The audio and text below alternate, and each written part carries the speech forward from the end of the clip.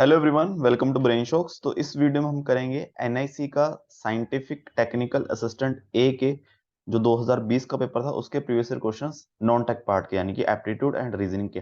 ठीक है, ये सेकंड पार्ट है। पहले पार्ट में हम पहले 21 क्वेश्चन कर चुके हैं। अभी 21 क्वेश्चन हमारे और बाकी हैं जिसको हम इस वीडियो में खत्म कर देंगे। ठीक है, तो देखते हैं पहला क्वेश्चन इस वीडियो का।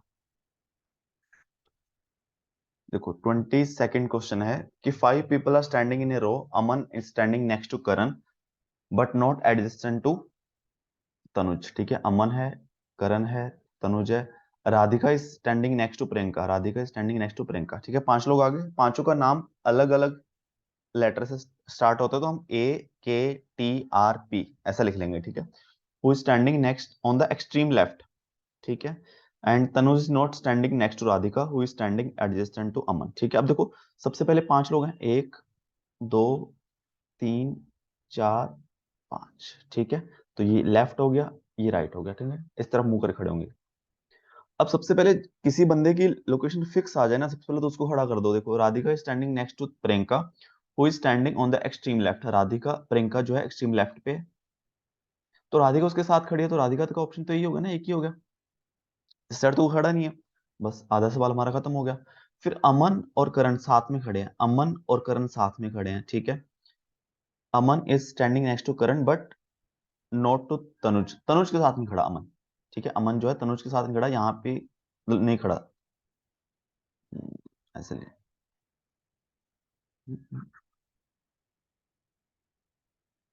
ठीक है, आगे क्या है?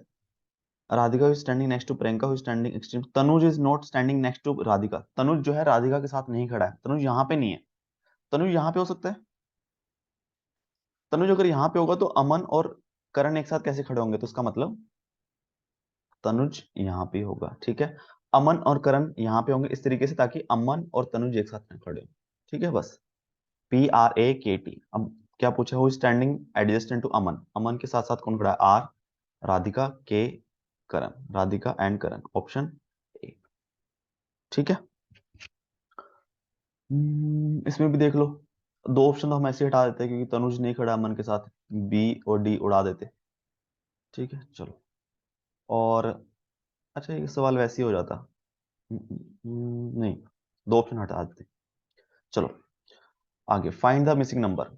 देखो 5, 6, 7, इसमें क्या किया हुआ है? देखो जो मिडल नंबर है 6, 10, वो साइड वाले नंबर्स का एवरेज है। ठीक है, सम डिवाइड बाय 2।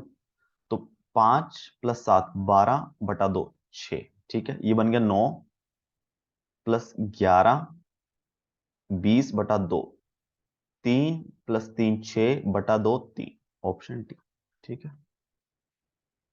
Next question. इन्होंने बोला है 5% income of P is equal to 15% income of Q and 10% income of Q is equal to 20% income of R. If income of R is 2000 then what are the income of P and Q. ठीक है, तो या तो हम option से कर सकते हैं। देखो 5% ऑफ इनकम पी का इक्वल है 15%, यानी कि पी की इनकम ज्यादा होगी ना। ज्यादा का कम परसेंट जो है, पी की इनकम ज्यादा होगी क्योंकि कम होगी। ठीक है, क्योंकि क्यू की इनकम हमें ज्यादा परसेंट लेना पड़ रहा है, पी की कम ही लेनी पड़ रही है, दोनों इक्वल आ रहे हैं, तो मतलब पी ज्यादा कम आ रहा है। तो वहां से तो ऑप्शन ए हट गया। ठीक है, या तो हम ऑप्शन से कर लें कि देखो 12,000 का 5% कितना हो गया? 12,000 का 5% 600 रुपये हो गया, और 4,000 का 15%, ठीक है ठीक है, 15 × 4 = 60, ये भी 600 हो गया। ठीक है, तो बी ऑप्शन आ गया ऑप्शन से। और इसका हम सी देखें, 15,000 का 5% 700 आ गया, 5,000 का 15%। नहीं नहीं, ऑप्शन से नहीं कर सकते इसमें हम, क्योंकि ऑप्शन सेम आ रहा है, इसका मतलब आर का भी तो रोल है। यस, ठीक है, दो ऑप्शन इसमें आ रहा है, 750 और 15। हाँ, इसमें भी 750 आ रहा है, इक्वल आ रहा है। ठीक है, मतलब नहीं, इसमें भी आ रहा है, इसमें चेक कर ले। 18 5 900। हाँ ठीक है, नहीं कर सकते, नहीं कर सकते, नहीं बॉन्ड बन सकते। ओनली ए को हटा सकते हैं। ठीक है, आर को हमें कंसिडर करना ही पड़ेगा क्योंकि तीनों में सेम ही आ रहा है। ठीक है, अलग आता तो अलग बात थी। 5%, देखो 5% ऑफ पी, 5% ऑफ पी कितना आएगा? 0.05 × P = 0.15 क्यू। ठीक है, इसको मैं 5P = 15P ऐसे भी लिख सकता हूँ ना, एक ही बात है, क्यू। ठीक है, दोनों तरफ 100 से मल्टीप्लाई कर दिया, तो P = क्या आ गया? 3 क्यू, ठीक है, जो कि तीनों ऑप्शन में दिख रहा है, हाँ तभी से नहीं आ रहा था। फिर 10% income of Q is 20% income of R, मतलब 10 क्यू जो है वो 20 आर के इक्वल है। यहां से क्यू आ गया 2 आर, ठीक है, क्यू आर का डबल है यानी कि 2000 है, क्यू हो जाएगा 4000, फिर पी इसका 3 गुना तो 12000, ऑप्शन बी, ठीक है, तो ऑप्शन बी आ गया।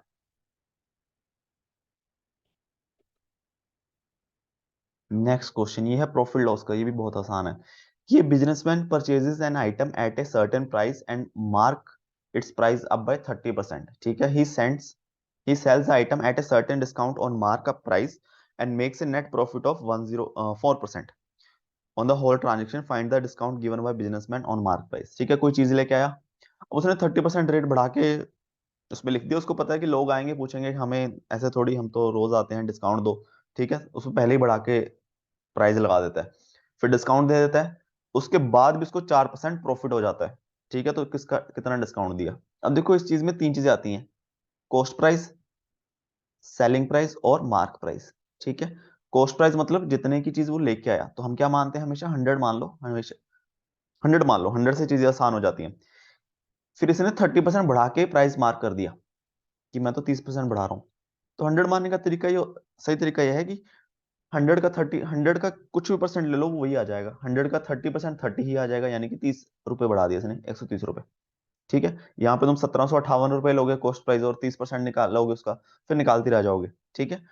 तो अब दूसरी चीज क्या बोली इसने कि बेचने के बाद उसको 4% का प्रॉफिट ही हुआ है, प्रॉफिट किस पे आता है, प्रॉफिट भी कॉस्ट प्राइस पे आता है, 100 का 4% यानी कि 4 रुपए प्रॉफिट है, यानी कि उसने 104 रुपए की बेची होगी चीज, ठीक है। अब डिस्काउंट किस पे आता है, डिस्काउंट आता है मार्कअप प्राइस पे, कि इस पे कुछ डिस्काउंट दिया है इसने, तब जाके सेलिंग प्राइस, ठीक है। डिस्काउंट कितना दिया, 26 रुपए। अब 26 कितना परसेंट बोला ना, तो 26 डिस्काउंट दिया,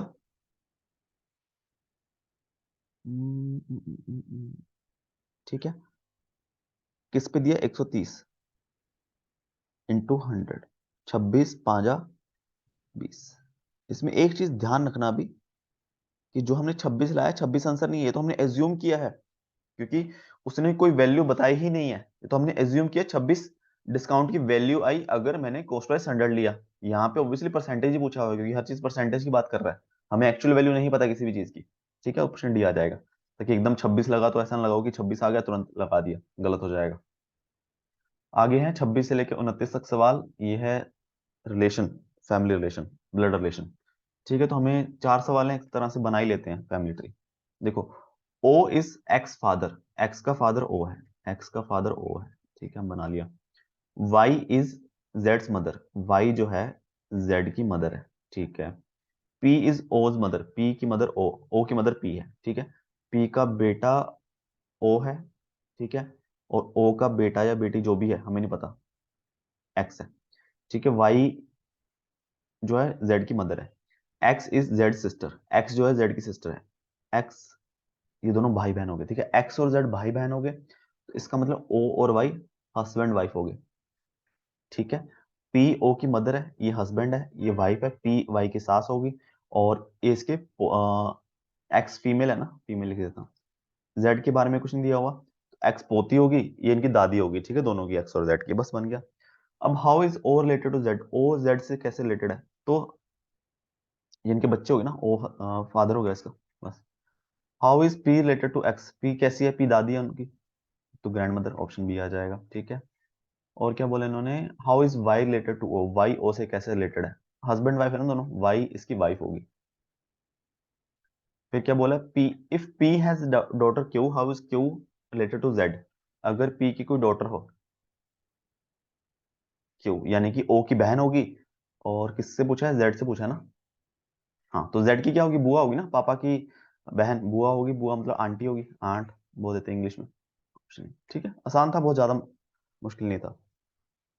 30th क्वेश्चन कि consider 5 as first element of sequence, 5 11 23 47, what is the six element in the sequence. अब देखो यहाँ पे क्या हो रहा है, 5 दूनी 10 प्लस एक 11 दूना, 11 दूना 22 और एक 23, 23 दूना 46, एक 47, 47 दूना कितना होता है, 94 प्लस एक 95, 95 इंटू 2 190,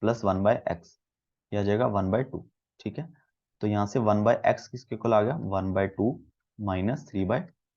ठीक है, तो 1/x ये आ जाएगा 5 माइनस 3, 2/10, 1/x यानी कि 1/5, तो x आ गया 5। ठीक है, 5 दिन में करण अकेला काम कर देते हैं, ऑप्शन ए आ जाएगा। ठीक है, नेक्स्ट क्वेश्चन है, choose the alternative to decide whether the data given in the statement is are sufficient to answer the question on the following information। देखो 5 person A B C D E are sitting in a row, who is sitting in the middle, बीच में कौन बैठा है, statement है E is the left of B और B is in between C and E, D is in between E and A, choose which of the following will be sufficient to find out who is sitting in the middle। तो middle बताना है कि कौन सी statement से हमें पता चल जाएगा कि हाँ ये बंदा मिडल में बैठा है, कि पहली और दूसरी से पता चल जाएगा, दूसरी और तीसरी से पता चल जाएगा, पहली और तीसरी से पता चल जाएगा, और पहली दूसरी तीसरी तीनों से पता चलेगा। पहले से हमें क्या पता चलता है, अगर मैं इसको लेफ्ट मानूं इसको राइट मानूं, इस साइड ई बी के लेफ्ट में बैठा है। ठीक है, लेफ्ट में बैठा है। अब हमें ये भी नहीं कंफर्म है कि इमीडिएट लेफ्ट है, कौन सा लेफ्ट है, चलो ठीक है लेफ्ट में बैठा है। सेकंड में है B is in between C and E, B C और ई के बीच में है। अब हमें कह सकते हैं कि बी ई और सी में है, ऐसे। ठीक है, उसके बाद है D is in between E and A, D जो है ई और ए के बीच में, यानी कि इस तरीके से। ठीक है, तो यहां से हमें पता चल गया कि ई मिडल में बैठा है, तो पहले भी हमने यूज की। तो इन्होंने आंसर डी दिया था, बट बाद में इसको मार्क्स टू ऑल कर दिया गया। ठीक है, क्योंकि इसमें मुझे लगता है कि फर्स्ट की जरूरत भी नहीं है। ठीक है, अब देखो इन्होंने बोला कि बी जो है सी और ई की में बैठा है, तो बी सी और ई के बीच में बैठा है इस तरीके से, या फिर इस तरीके से, दो ही ऑप्शन है। फिर डी जो है ई और ए के बीच में बैठा है, अब डी ई और ए के बीच में बैठा है, तो डी यहां पे आएगा, इस तरीके से आएगा ना, एक ही ऑप्शन बचता है, या फिर इस तरीके से आएगा। तो दोनों ही केस में ई मिडल में है। ठीक है, तो हम ओनली सेकंड और थर्ड से भी बता सकते हैं कि कौन सा मिडल में है, चाहे ऑर्डर अलग है, इसमें अलग है। ठीक है, बट हमें तो मिडल का जानना है, तो ऑप्शन इस हिसाब से बी भी सही है।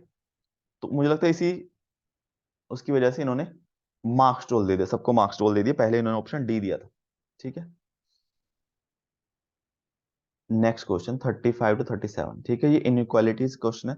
देखो यहाँ पे क्या दिया हुआ है कि ये रिलेशनशिप दिया है, फिर कंक्लूजन दिया है, तो इससे ये कंक्लूड हम कर सकते हैं कि नहीं कर सकते, ये पूछना है। देखो T greater than equal to U, greater than equal to दोनों साइन दे दिए कि या तो ग्रेटर देन भी हो सकता है, इक्वल भी हो सकता है। ठीक है, इक्वल हो गया, less than equal to, less than, greater than equal to. अब इन्होंने पूछा अभी कि y less than equal to T.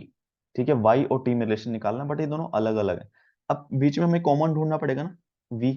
तो देखो y जो है less than equal to v है, v क्या है, इक्वल टू u है, v इक्वल टू u है तो u की जगह ही लिख देता हूँ v, और फिर less than equal to t।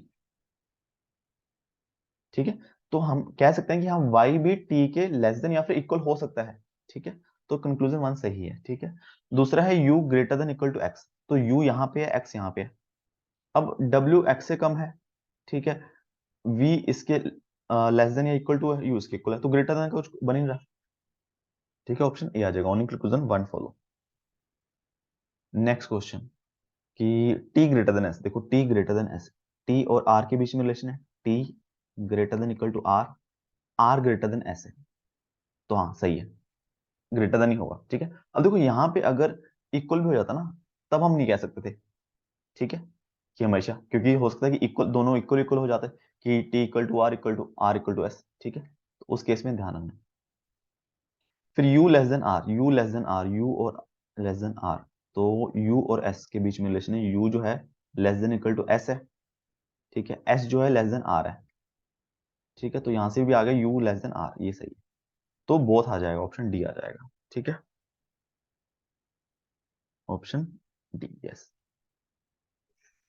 Next question है, इसमें बोला कि f greater than equal to D, f greater than equal to D, तो f जो है greater than equal to E, greater than equal to C, तो greater than equal to C लिख देता हूँ डायरेक्ट, है ना।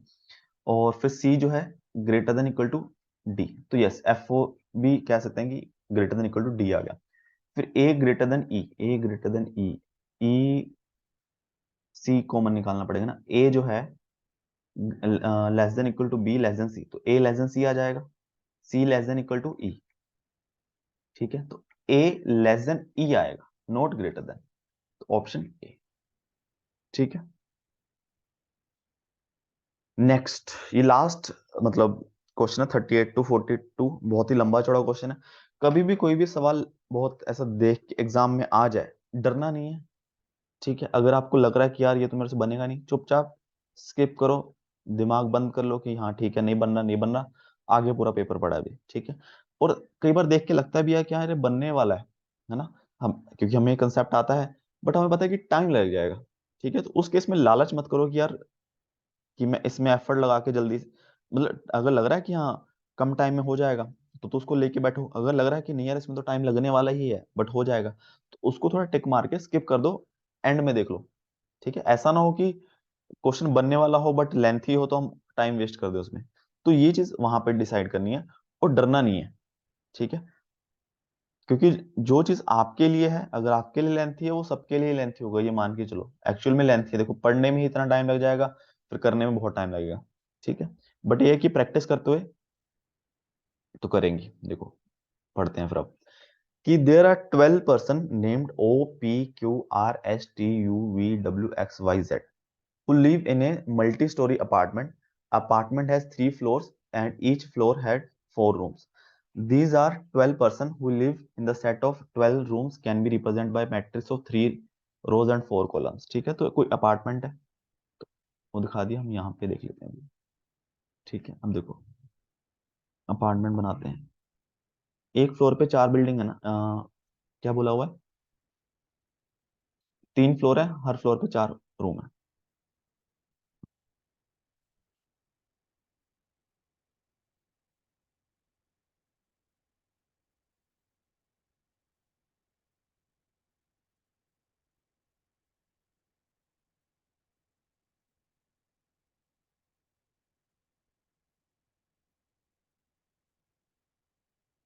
ठीक है, इस तरीके से। अब यहाँ पे मैं लेफ्ट मान लेता हूँ, यहाँ पे राइट मान लेता हूँ। ठीक है, अभी अब देखते हैं कुछ क्या बोला इन्होंने।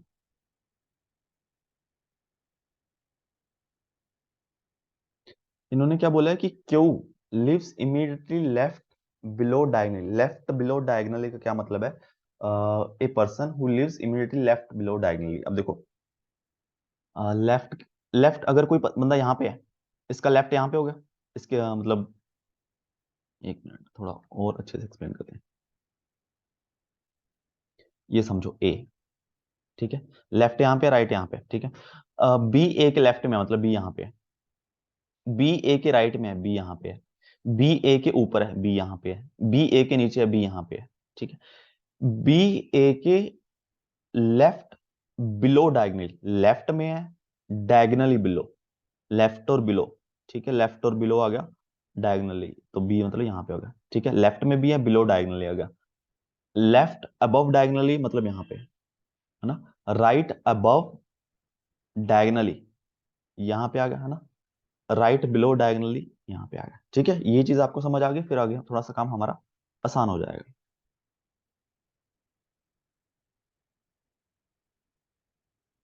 देखो सबसे पहला पॉइंट क्या है, Q lives immediately left below diagonally of a person. Q किसी पर्सन के लेफ्ट बिलो डायगनली यहाँ पे बैठा है, जो खुद लेफ्ट बिलो डायगनली टी के बैठा है, मतलब इस तरीके से है ना। क्यू किसी के लेफ्ट बिलो डायगनली है, वो पर्सन टी के लेफ्ट बिलो डायगनल बैठा है, मतलब यहाँ पे आएगा। जैसे क्यू यहाँ पे आ सकता है, वो पर्सन यहाँ पे, टी यहाँ पे, क्यू यहाँ पे, वो पर्सन यहाँ पे, टी यहाँ पे, दो ऑप्शन बन रहे हैं। ठीक है, और तो कोई पॉसिबल नहीं है। फिर और क्या बोला इन्होंने, S lives immediately left above. S जो है लेफ्ट अबव बैठा है डायगनल एक पर्सन के, जो इमीडिएटली लेफ्ट अबव बैठा है जेड के, मतलब कोई पर्सन है, एस उसके लेफ्ट अबव बैठा है, वो पर्सन लेफ्ट अबव बैठा है जेड के। ठीक है, तो इसका मतलब इसके कंडीशन क्या होगी, ये इस तरीके से केस बनेंगे ये वाला। ठीक है, ये एक चांस बन गया। फिर आगे देखते हैं, X lives immediately right above. अब right above diagonally of a person who lives immediately right below. अब देखो यहाँ पे लेफ्ट बिलो चल रहा था, लेफ्ट अबव चल रहा था, यहाँ पे देखो गड़बड़ हो गई है, यहाँ पे थोड़ा ध्यान देखना पड़ेगा। इन्होंने बोला है X lives immediately right above diagonally, right above diagonally कोई बंदा है यहाँ पे, उसके राइट अबव डायगनली एक्स यहाँ पे है। ठीक है, पर्सन, ये वाला person, who lives immediately right below, जो किसी के राइट बिलो बैठा है, यानी कि ओ, ओ के राइट में और बिलो में ये पर्सन बैठा है, ठीक है। तो एक्स और ओ इस तरीके से आगे, इसको हम थोड़ा सा इस तरीके से कवर कर लेते हैं, ठीक है, इस तरीके से बैठे हैं। फिर आगे क्या बोला है, P lives immediately right above diagonally of a person who lives immediately right above, right above, right above आ गया। पी राइट अबव में बैठा उस किसी बंदे के, जो राइट अबव बैठा है वाई के, मतलब इस तरीके से पी यहां पे बैठा है, वाई यहां पे, ठीक है। देखो यहां से हमें ये पता चल गया कि जो ये वाला पार्ट है ना, ऐसे ये डायगोनल, इसमें दो पता चल गया, मैं क्यू टी वाई पी इस तरीके से यहां पे आने वाले हैं, ये कंफर्म हो गया। Second, T lives immediately left above diagonally of a person who lives third to the right of B. अब देखो यहां से हमें एक पोजीशन पता चलेगी, टी जो है इमीडिएटली लेफ्ट अबव डायगोनली बैठा है, लेफ्ट अबव डायगोनली बैठा है, लेफ्ट अबव डायगोनली मतलब कुछ इस तरीके से, यहां पे बंदा है, टी यहां पे इस तरीके से, जो है third to the right of V, तो कोई बंदा है third to the right of B. अब देखो इसमें ए की पोजीशन बन रही है कि वी यहां पे है, तभी इसका थर्ड टू द राइट यहां पे बनेगा, ठीक है। वी अगर यहां पे हो, इसका थर्ड टू द राइट तो बाहर ही चला जाएगा, ठीक है। और अबव वी को मिडल फ्लोर पे इसलिए किया क्योंकि टी टॉप फ्लोर पे है, ठीक है। तो वी के थर्ड टू द लेफ्ट कोई बंदा बैठा है, उसके लेफ्ट अबव डायगनली, लेफ्ट यहां पे हो गया, अबव डायगनली यहां पे होगा, टी यहां पे, ये चीज यहां तो फिक्स होगी, इसका कोई और अल्टरनेटिव नहीं है कि ऐसा हो सकता है, ठीक है। अब देखो कि टी फिक्स हो गया तो मैं क्यू भी फिक्स कर देता हूँ, क्यू फिक्स कर देता हूँ मैं वाई और पी भी फिक्स कर देता हूँ, ठीक है, फिक्स हो गया। अब क्या बचा हमारे पास, देखते हैं। Q lives immediately left of a person, immediately left of a person यानी कि वाई, वाई की बात कर रहा है, who lives two rooms below W in the same column, जो दो रूम नीचे है डब्ल्यू से सेम कॉलम, मतलब डब्ल्यू यहां पे, डब्ल्यू यहां पे आ गया, तो एस जेड की यही पोजीशन आ गई, नहीं तो ये वाली भी पॉसिबल थी। अब काम खत्म, फिर क्या बचा, और क्या बचा, ठीक है। अब क्या बचा, यही बचा ओ और एक्स, देखो इस तरीके से बैठना है, ओ एक छोड़ के बीच में एक्स, तो ये यहां पे आ गया, जो ये पर्सन था ये जेड की बात कर रहे थे, ठीक है। अब बचे दो ही रूम बचे। R lives to the immediately right of a person who lives immediately right above diagonally of Q, देखो immediately right above, right above Q का राइट अबव हो गया ओ, उसके इमीडिएट राइट बैठा आर, ठीक है। क्या बचा अब, Z is living to the immediately left of U, ठीक है। बस ये हमारा बन गया है, जिससे पोजीशन पता चल गई है। अब इसमें एक चीज और दिक्कत है, साथ में दिया हुआ है इनकी सैलरी, ठीक है, सैलरी दी हुई है, तो इसको मैं रब कर रहा हूँ या फिर इसको हम थोड़ा सा नीचे कर देता हूँ, ठीक है। अब दी हुई है सैलरी, अब देखो यू की सैलरी दी हुई है 46,000, तो मैं लिख देता हूँ 46,000 में, ठीक है। हम्म, देखो 39 क्वेश्चन हम कर देते हैं। Who among the following lives third to the left of U, third to the left of U, U के थर्ड टू द लेफ्ट एक ही है क्यू, ठीक है क्यू, बाकी सब तो सैलरी से है क्वेश्चन, चलो करते हैं।